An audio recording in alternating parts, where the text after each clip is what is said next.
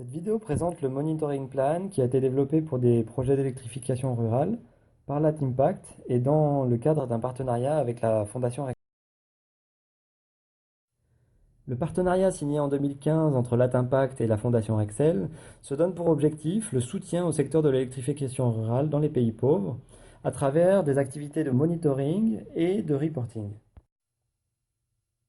Ce partenariat s'est construit sur une vision commune que le monitoring et l'évaluation sont des facteurs clés pour le succès d'un projet, puisqu'ils permettent d'améliorer et de maximiser les impacts du projet sur la population cible, et de démontrer ces impacts aux différentes parties prenantes, et notamment auprès des financeurs.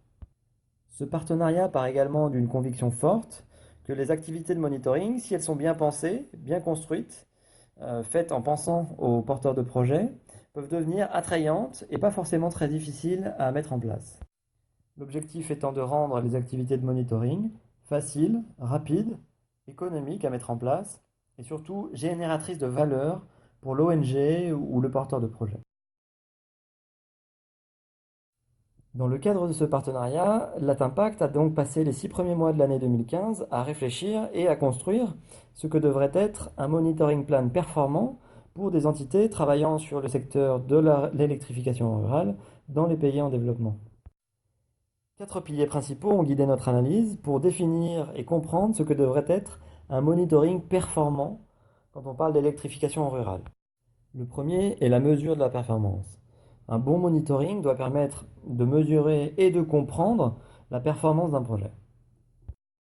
Le second, plus pragmatique, est celui de l'efficacité économique. Un bon plan de monitoring ne peut pas être très cher et doit être adapté aux ressources et au budget des ONG, des entités qui mettront en place ce plan de monitoring. Troisièmement, un bon plan de monitoring doit être simple et compréhensible. Simple et compréhensible pour le personnel des ONG, des entités qui seront en charge de le développer, mais également pour les différentes parties prenantes qui s'intéresseront aux indicateurs qui en sont issus.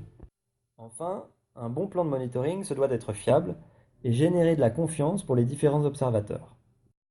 Il doit également permettre, au besoin, d'être vérifié par des tiers externes au projet et éventuellement certifié par des organismes dédiés. Dans le processus de construction de ce schéma de monitoring, l'AT-Impact a tenu à inclure les différentes parties prenantes du secteur. Pour cela, la première version du plan de monitoring construite par l'AT-Impact a été soumise à une grande consultation publique dans laquelle chaque partie prenante pouvait exprimer ses doutes et ses idées pour l'améliorer. Les différents commentaires reçus ont été analysés, discutés et parfois pris en compte pour améliorer le plan initial. Sur cette base, une version finale du plan de monitoring a été publiée par l'AT-Impact et est désormais disponible en ligne pour chaque acteur qui souhaiterait l'utiliser. Au fil des années et en fonction du feedback des utilisateurs, d'autres améliorations pourront être publiées. Un document détaillé présentant le schéma de monitoring développé est disponible sur le site internet de l'AT-Impact, www.latimpact.org, et également sur le site internet de la Fondation Rexel. Ce plan de monitoring s'adresse à des projets d'électrification de familles et de villages dans des contextes ruraux, déconnectés du réseau de distribution classique de l'électricité et dans des pays en développement. Ces projets peuvent être de différentes formes. Certains seront plus décentralisés avec des installations directement installées sur le toit des familles bénéficiaires et d'autres seront un peu plus centralisés avec la construction d'une petite centrale de génération électrique qui, connectée à un mini réseau local, permettra d'alimenter en électricité une cinquantaine de familles. Tous ces projets sont éligibles et peuvent utiliser ce plan de monitoring construit par l'AT-Impact.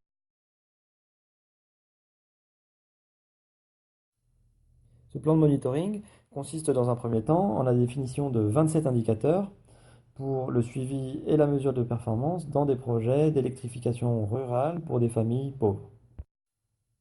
La première catégorie d'indicateurs concerne la structure générale du projet. L'idée est de comprendre qui sont les bénéficiaires, quelle est la taille et la couverture géographique du projet, et enfin les principales caractéristiques techniques du projet. Quel type de technologie a été installée dans les familles, quelle est sa durée de vie, etc.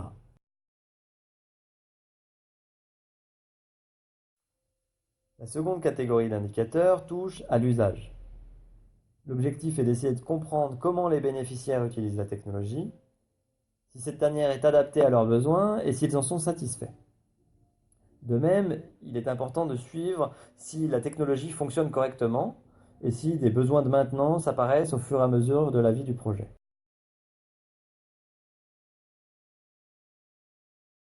La troisième catégorie d'indicateurs touche aux impacts. L'objectif est de comprendre quels sont les impacts du projet sur les bénéficiaires au sens large, les bénéficiaires directs du projet évidemment, mais également la communauté en général qui bénéficie de ce projet.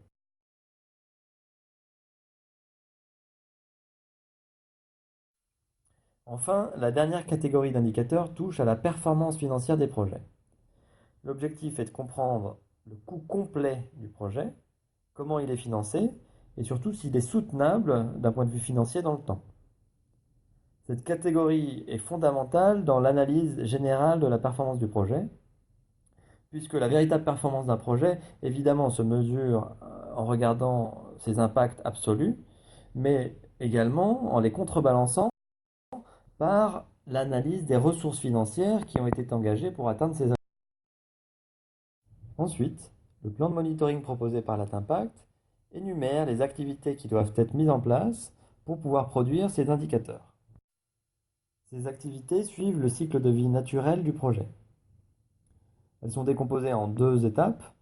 La première, le monitoring de baseline, qui marque la phase d'implémentation du projet.